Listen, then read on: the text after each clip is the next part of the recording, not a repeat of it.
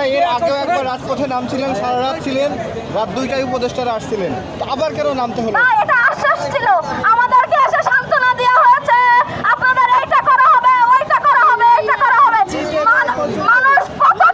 মানুষ কতটা অস্তিত্বহীনতায় ভুগলে শেষ পরিণতি ফাঁসির দড়ি হিসাবে বুঝে নেয়, এটা আপনারা একটাবার বিবেচনা করুন। আমরা এখন কোন পথে এসে দাঁড়িয়েছি? আজকে দাবিগুলো একটু বলেন তো, অনেকগুলো দাবি। আমাদের সুচিকিৎসা এবং পুনর্বাসন, রাষ্ট্রীয় স্বীকৃতি এবং আমাদের রাষ্ট্রীয় স্বীকৃতি দিয়ে রাষ্ট্রীয় সম্পদে রূপান্তরিত করবে এটা, এবং আমাদের যে খুনি হাসিনা এখন এরা রাজনীতি করবে, রাজনৈতিক দল গঠন করবে, তারা শুধু রাজনৈতিক দল নিয়ে ব্যস্ত।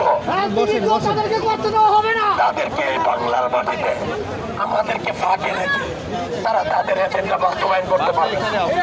তার উদ্দেশ্যে আমি একটা কথা বলতে চাই, এই বাংলার জমিনে যদি এই আহতদেরকে এইভাবে চিহ্ন ছাড়া ভাবে দেখা হচ্ছে,